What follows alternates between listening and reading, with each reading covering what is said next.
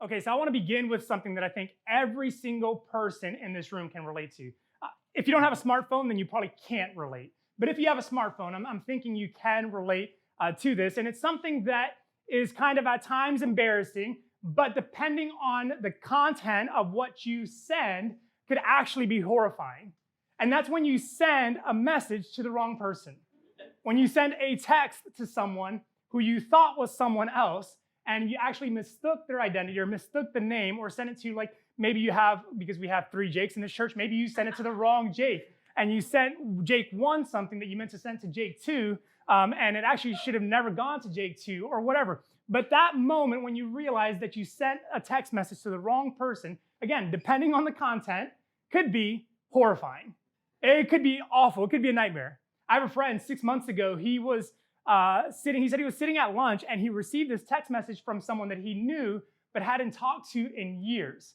And so he's like, oh, this person texted me. So he opens the text message and in it is a screenshot of a photo he posted on Instagram. And this person said, look, I can't believe this guy. He always makes everything about him. This is ridiculous. I cannot believe it. And so obviously this guy sent the wrong message to my friend, and he was like, probably in the moment when he realized it, just in all sorts of panic. And so my friend decided, you know what, I've got to take advantage of this. And so he sent a text back and said, I don't think you meant to send this to me. So then my friend tells me, he says, listen, the best part was the guy had read receipts on. And so as soon as I sent him that message, I saw immediately he read my message and knew that he was confronted with the reality that he sent it to someone else. And so this guy, again, like starts typing, the little dots populate on the iMessage. And so he starts typing and he sends a message back, hey, I'm really sorry. I shouldn't have done this. I meant to send this to my wife and I apologize, yada, yada, yada, the whole, thing of like why he was wrong. So my friend says to him, he says, okay, that's cool. But next time you decide to talk bleep about me, you should talk about it to me, not your wife. And the guy didn't say anything back. And so it was like this moment where I'm sure this guy was like petrified, just like horrified that he had absolutely sent a text message to the wrong person for the wrong reason, and it just got him stuck or frustrated. Now, I think that is relatable, and I think that's horrifying, but the image I want to imagine, the image I want to kind of stick in your mind is maybe more the face of that of like a 2-year-old, okay? Specifically, when a 2-year-old comes running and grabs hold of your leg, and you as an adult just think like, who's touching my leg? And you look down and there's this little kid, and you smile, but that kid realizes you're not their mom and you're not their dad. And like the horror on their eyes like this, and you got to put yourself in the baby's like shoes. That kid is going up to a giant, and they're grabbing hold of a giant by the legs, and then we look like, hey, like all bright and like animated, and this person's terrified. And they're horrified, all because they mistook someone's identity or they misplaced their affection on someone who or something that they shouldn't have, or that maybe they perceive to be something else. And in that moment of like horror is something I think we all relate to, but I think that moment of misplacing our affection or our attention on something is something we can relate to when it comes to being with Jesus. You see, because I think in the Christian life, far more horrifying than a kid grabbing someone's leg, far more horrifying than sending someone a text that you shouldn't have sent to anyone, let alone the person you were talking about, far more horrifying than that is when we have something that we believe or something that we hold on to or something that is dear to us, and we look to it for something only to realize that something wasn't found in that place, in that person, in that item, but it actually should have been found in God.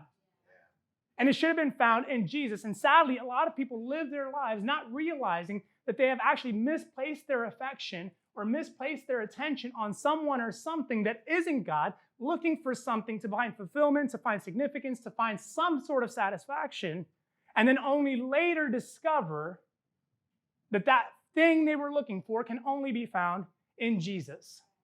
Now, it might sound crazy, but I think this is what a lot of Christians and a lot of people who follow Jesus actually do with money. I think a lot of people find in money something that they should find in God and only later discover that they've misplaced their attention or misplaced their affection. Now, that might seem outlandish. That might seem like, well, no way, that's not true, or that seems like a bit of an exaggeration. And I get it, and I understand why you could feel that way. But I would venture to say that there are some people in this room, myself included, who have either done this in their past when it comes to God and money, or maybe you're in a position or a situation where you're currently doing this between God and money. And it might seem like hyperbole, but I'm here to tell you it's not. In fact, in Jesus' world, by the way, this thing keeps dropping on me, and so I'm going to keep raising it, and it's going to keep sliding down. And so, I'm just going to try to ignore it, but I had to address it. And so I had to address it because it's going to drive me nuts. And so it might seem outlandish. Back to the message. Don't get distracted. It might seem outlandish, but in Jesus' world, it wasn't. In fact, it was Jesus who said this in Luke chapter 16. Jesus speaking to a group of people, he says this in verse 13, "No one can serve two masters, for you will hate one and love the other. You will be devoted to one and despise the other. You cannot serve both God and money." Now, I don't know exactly what you believe about Jesus, but I think we can all agree that at least 90% of the time, what Jesus had to say was really good. There might be that 10% where we don't like, but we can agree that for 90% of what he had to say, it was really good, it was really significant, it was really meaningful. I am of the belief that 100% of what Jesus said is really good. And so I'm not the one saying, hey, we equate God and money. It's actually Jesus who says, no one can serve two masters, for you will hate one and love the other. You will be devoted to one and despise the other. You cannot serve God and be enslaved to money. Now, what's interesting about this is if you follow Jesus' teachings, there is not another thing, there's not another item, there's not another being in which Jesus puts on the same pedestal as God, with the exception of money. And so clearly, while it may seem outlandish, while it might seem crazy to think, oh, I'm not, I wouldn't do that, or that's not, that seems a bit like exaggerative, or that seems like hyperbolic or whatever. Like Jesus himself said, listen, this is clearly an issue. In fact, if you want to get statistical about it, nearly 30% of the parables that Jesus spoke, 11 out of 39 or 11 out of 40, depending if you count one as a parable, were about money. And on the whole, almost 20% of Jesus' teachings were about money. So clearly, Jesus understood that there would be a dilemma, there would be a significant pull on our lives, something that potentially would draw us not to God, but away from God, and would compete with our desire to be with Jesus. And I think this is really kind of startling, because this situation or this reality is something that affects each and every one of us, because at the end of the day, we all need and want money. And yet, sometimes that need and that want can outpace or outgrow what we want and what we need from Jesus. Or at times, we can mistakenly place what we want and what we need in money rather than placing it and finding that in Jesus. Does that make sense? Are you tracking with me here? And I've seen this to be true both personally and pastorally. Personally, in that my life is a testimony of the fact that there have been times where I've looked to money to provide something that only Jesus or God should and could provide in its whole or in its entirety. And I've struggled. I've shared my story before in terms of greed and materialism and fear and debt and kind of racking up things or pursuing something because I thought somehow that would bring me satisfaction, or that would bring me some sort of closure or fill some sort of gap in my life. And pastorally, I've also seen it to be true, not just for me, but for a lot of other people. What I've realized as a pastor is that I'm not alone. I'm not the only one that has struggled in this area. I'm not the only one that has wrestled with this. In fact, if we were to be honest and raise our hands, I won't make you do it, don't worry. But if we were to raise our hands, my guess is that the overwhelming majority of this room would raise their hands and say, yeah, this too has been a struggle in my life. It may not be today, it might be today, but this area of my life has been a battle, or this area of my life has been a struggle, or a source of confusion, or frustration, or misunderstanding, or tension. And I think what's ironic to me as a pastor is that a lot of times a person's wallet, I joke, a person's wallet is the last thing to come to church. And it's almost always the first thing to leave. And it'll leave for any reason. It'll leave for vacation. It'll leave because the baby's coming. It'll leave because you got mad at someone. It'll leave because the budget's a little tighter this month. Or it'll leave because a new pair of Jordans released yesterday that you had to buy. And so anything can be a trigger for your wallet leaving. It's the last thing to show up. It's the first thing to leave. And it's this thing that no matter what church I've been in, no matter where I've worked, no matter where I've served, whenever money is discussed, people are inclined to be offended, to feel targeted, to feel like someone is attacking them, to feel like someone is intruding on a space that they have no right or no privilege to intrude on. It's a space, it's an area where people at times even are willing to get so upset about that they're willing to leave an entire community, not a pastor, but a community of people that they've lived life with because they found contention or disagreement over someone or something bringing up the topic of money. Now, here at Meta, we've decided, Krista and I have talked about this and we've shared this publicly, but we talked about, hey, we want to speak to the heart of money. It's not about money for us. We want to speak to the heart of what God is doing through money, what God intends with our money. And we want to speak to that with excitement, with passion, with consistency, and without fear. And we're going to do it all with a smile on our face. Because at times, if you've been in church long enough, then you've probably experienced the point where it's like, man, someone is beating us over the head with this again. And someone is talking about this. And if I just put $5 in that offering, maybe they'll just shut up. Maybe I can just check the box and move on with my life. And we've decided that at Meta, we're trying to flip the script here because Jesus talked a lot about money. We're not saying we're going to replicate that and talk about it all the time because as much as I know, my guess is that if I talked about money as much as Jesus talked about money, we probably wouldn't have much of a church. Even though we know what Jesus said, even though we know what Jesus taught. But we did say we want to speak to the heart of it because there's freedom to be found when we can release ourselves from the bonds and the chains of money and actually tie ourselves and hitch ourselves to the freedom and the love and the grace in Jesus. And so that's the thing that I want to speak to, and that's what I want to talk about. And so the question is this. The question really I think that we have to answer or that we have to wrestle with is this question around why. Like, why is it that if Jesus talks so much about money, why is it that if Jesus was so clear about money, why is it that if Jesus was so explicit that money can contend for your heart like nothing else in this world can, why is it that we still get offended? Why is it that it still bothers us? Why is it that Jesus can outline for us how we are to live in this area, and yet for many of us, it's still so difficult to actually apply and follow? And I think really the question that I want to try to answer today is this question here. What are you finding in money that you ought to find in Jesus? You see, because for every single person, this room, listening online, watching, me, myself, my family, for every single one of us, there are things that we are looking for that ought to be found in Jesus, and money somehow presents itself as a false and a poor substitute for those things. What we're looking for is not bad. Where we're finding it can be extremely dangerous and harmful. And so I want to share with you a few things that I think, a few kind of ideas that I think you'll relate to. You might relate to one of them. You might say, that's the source of what I'm looking for. It might be all three of them as we get to them. But before we do, I want to kind of highlight these things out of a passage found in Luke chapter 19. Luke 19, verse 1 through 10 is where we'll be. And it's a story that is really familiar and one that's maybe well-known if you grew up in church, but it's about a guy named Zacchaeus. And so it says this in Luke chapter 19, verse 1. It says, Jesus entered Jericho and made his way through the town. Now, Jericho is about 20 miles east of Jerusalem, near the Dead Sea. And so in verse 2, it says, there was a man there named Zacchaeus. He was the chief tax collector in the region, and he had become very rich.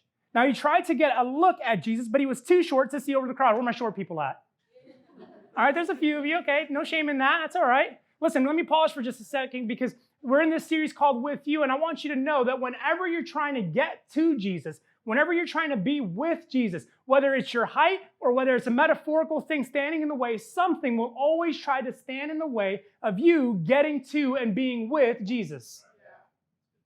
If you're saying, hey, I want to make a commitment to be with Jesus, I want to make a commitment to grow in my relationship with Jesus. Yes, God, I want to be with you. You've just got to know that something or someone is going to stand in your way and try to block your vision and try to block your path and try to block your commitment. And you have got to press through that. You have got to work beyond that because getting to Jesus and being with Jesus is not for the faint of heart.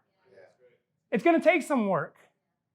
Zacchaeus was maybe naturally hindered, but he continued on. Verse 4, it says, so he ran ahead and he climbed a sycamore fig tree because that was beside the road, for Jesus was going to pass that way. I mean, he had some tenacity. He had some grace. I'm going to climb a tree. I might be short, but you know what I can do? I can climb. I'll get around it. I'll get over it. I know where Jesus is going to be, so I'm going to go ahead and I'm going to go meet Jesus. Verse 5, and it says this, when Jesus came by, he looked up at Zacchaeus and called him by name. Zacchaeus, quick, come down. I must be a guest in your home today. Do you know that Jesus wants to be with you?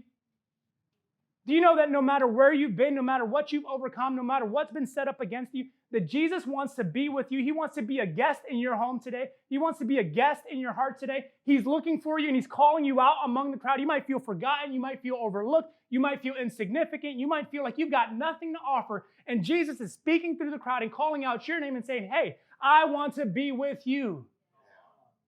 I want to be here with you. I want to commit to you. I want to connect with you. I want to know you. I want you to know me. I'm calling you out and I'm saying, hey, I've got to show up at your house today. Are you going to let me in? Verse 6, Zacchaeus, he said, yes, come on in, quickly climbed down and took Jesus into his house in great excitement and joy. Verse 7, but people were displeased. He has gone to be the guest of a notorious sinner, they grumbled. Do you know there's always going to be people who criticize? Always going to be people who speak against. Always going to be people who think you're not good enough, you're not worthy enough, you think you're better than someone else, you're hypocritical because you say you follow Jesus, but you messed up here, you said this one thing, or you did that one thing.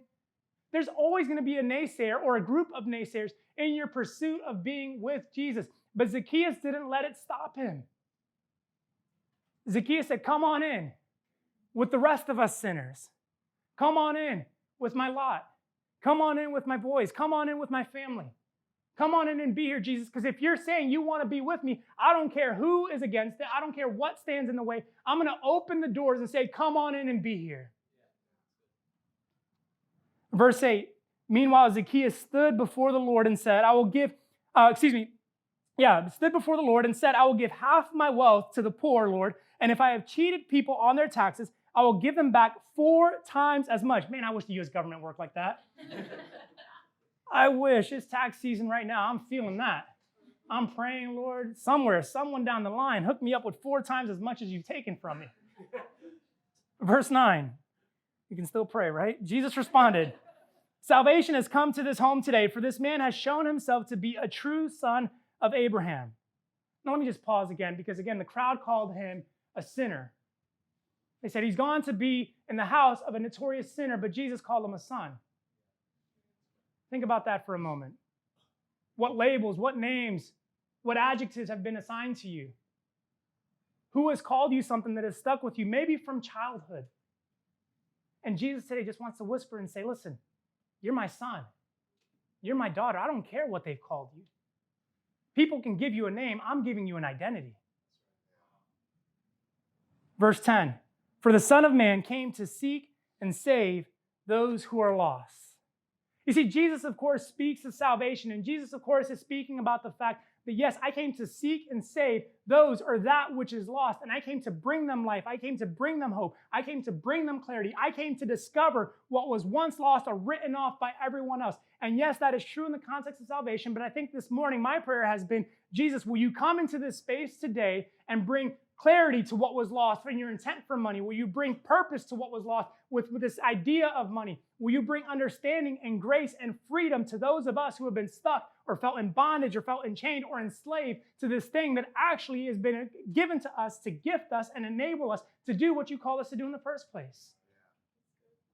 So yes, he came to seek and save the lost, but he also came to bring clarity and understanding. And from within this story, I think there are 3 things that kind of jump out. And these things aren't all encompassing. These things don't all kind of pertain to the idea or what it is that you're looking for. But I think of these 3 things, they cover the whole or the sum of what it is that we're looking for and often look to in money to fulfill. And the first is self-worth. Self-worth. You think of Zacchaeus, it said back in verse 2 that he was the chief tax collector, not in a town, but in a region. Okay? The chief, aka the boss of a job, not for a city, not for like a small village, but for a region. In kind of modern day terms, he was at the very least a district manager. Or, he was Michael Scott, not Dwight. He was the guy overseeing this whole branch for the Roman government. You know how you become a chief tax collector, apart from the obvious of like cheating people? By being really good at cheating people. by being one of the best at cheating people. And so you become the chief tax collector because of your work ethic, because of your diligence, because of your willingness to do what no one else is willing to do. And you work your way up. And eventually you don't just become the chief tax collector of a large town like Jericho. You become the chief tax collector of a region that covers Jericho and the surrounding areas. You see, in his life, or in this scenario, Zacchaeus would have been a lot like Sonny from A Bronx Tale. He would have been both feared and respected. And most of you are under 30, so you don't even get it. But listen, just trust me on this. He would have been feared and respected. And people would have recognized that he worked his way up the ladder. They might not have liked him, but they weren't going to cross him. They might not have appreciated what he did, but they knew it wasn't easy to get to where he was. And I think money has this kind of weird or bizarre way of providing a false sense of self-worth. A false sense of like, look at what I did. Look at what I achieved. Look at how much I made. Look at how far I got. Look at how high I climbed. Look at what I've been able to do. And listen, all of that is great when you have money.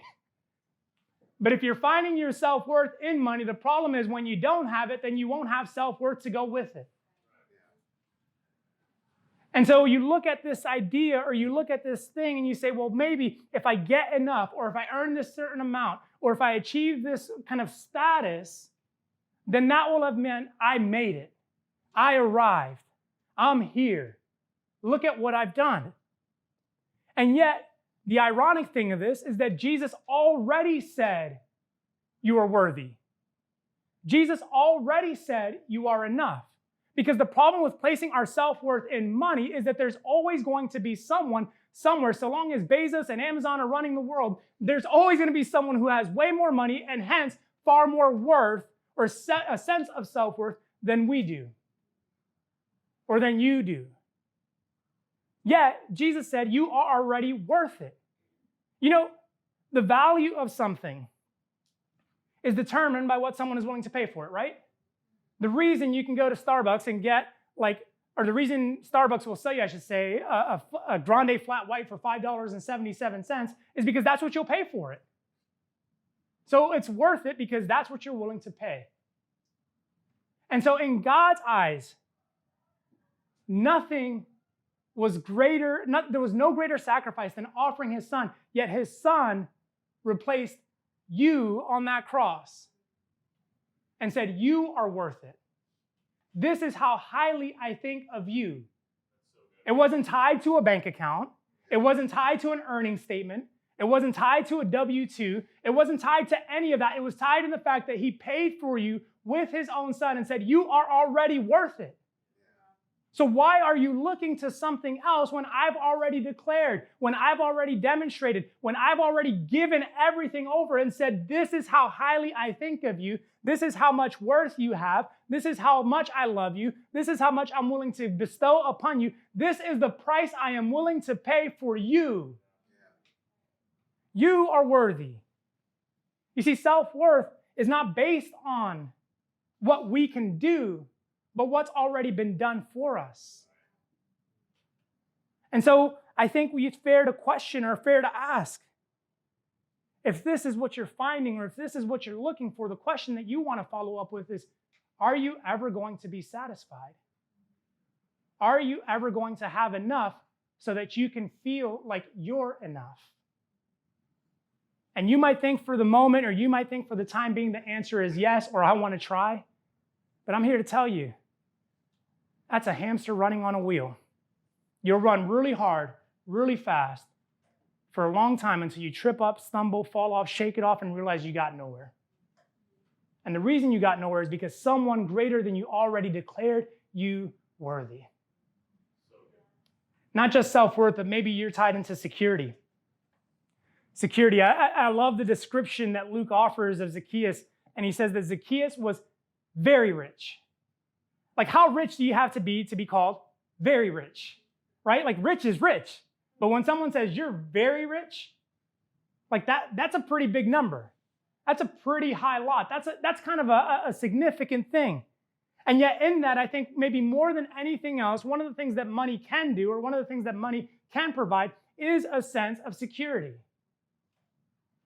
You see, you have more money in your savings, you have more money in your bank account, you have more money invested in this portfolio, you have more money to buy, to save, to spend. I mean, very rarely is it ever more money to give, but we'll get to that. But listen, money becomes this thing that like, oh, it provides a security. You know, I need it for a backup plan in case something goes wrong here. Then that way, if I lose my job or if I, change jobs or if I decide to move, I have all this stuff here in tow and I have all this here in place. And listen, I'm not saying that storing money, saving money is bad. Trust me. I like saving money. I think saving money is prudent. I think saving money is actually biblical. I think saving money is wise. But here's the question I want to ask you. If you are committed to Jesus, if you are saying, hey, Jesus, I'm going to be with you in all things and through all things, the question I'd like to know is, why do you have, quote, a backup plan? Why does money need to be your, quote, security if you're blanketed yourself entirely in Jesus? Now, again, I think you can be in Jesus and save. I think you can be in Jesus and have, some sort of sustainable or healthy financial practices. The question is not whether or not you should or shouldn't save. The question is, are you looking to money as your security and not Jesus? Because if you're saying, well, I need this in case things go wrong. Okay, so what you're saying is God might let you down. Yes. Well, no, I'm not really saying that, but I am. Okay, so you're afraid that God is going to forget about you or neglect you or lead you astray. Well, no, that's not what I'm saying, but that's how I'm living. Right? Because security in Jesus, it was Jesus who said, listen, in John chapter 10, it was Jesus who said, my sheep hear my voice, they know my name, and I know them by name, and I keep them in the palm of my hand, and no one and nothing can take them away and separate them from me. It was Paul who wrote in Romans chapter 8 that there is not a single thing, neither height nor depth, nor angels, nor principalities, nor death or destruction that can keep us from the love of God, that can separate us from the love of God. You see, we are secure in Jesus and secure in God. And then in Ephesians 4, Paul wrote, listen, if you're not trusting in Jesus, if you're not trusting in God, there's this other thing called the Holy Spirit. And the Holy Spirit has sealed you, meaning he has secured you. He has protected you until the day of redemption. And so you have the trifecta right there. Jesus has given you everything and has said you are completely and entirely secure in me. So why look to someone or something else? You see, security is not based on what you have, but in proximity to who you're with. And I'll use this kind of metaphor for you because I think, a lot of times we wrestle with this whole notion of having more. And, a couple years ago, they did a survey and they asked income earners who made between $20,000 and $200,000 a year, how much more would you have to make in order for you to feel comfortable? And they kind of broke it up in different pay thresholds, between 20 to 35,000, 35 to 50, 50 to 75, 76 up to 125, and then like 125 up to 200,000. And you know what they found? Literally in every threshold, in every category, the person surveyed responded that about the average number was about 20% more. That if they had 20% more money, they would feel more comfortable. That's what comfort would be. But it didn't matter if they made 20,000 or 200,000. That 20% number stayed the same. And what's ironic about all of that is that literally, if you make $32,500, you are in the top 1% of income earners in the entire world. If you made more than $32,500 in income in 2019, you are in the top 1% of income earners in the world. So you see, security in money is not to be found because it doesn't matter if you make 20 or 200, you're always going to be thinking, I need 20% more. I need just a little bit more if that's what you're going to find. But again, security is not found in what you have, it's found in who you're with. What makes money safe in a bank is not that the money is in the bank, it's that the money's in the safe. Jesus is the safe. Jesus is our security. So you have self-worth, you have security, and then you have this last thing of significance. Significance. You see, there's a misnomer, I think, that somehow, if we get or keep more money, our lives will be more important or more significant. And it's kind of this idea, I don't know, we're in New York, so I'm guessing that you've probably experienced this somewhere at some store. Usually it's at the deli counter at Fairway, where someone is like flabbergasted that they're not being served immediately, and they're kind of like pompous in their attitude with like, do you know who I am? Like, bro, you're getting like half a pound of salami. Like, I mean, let's chill out a little bit.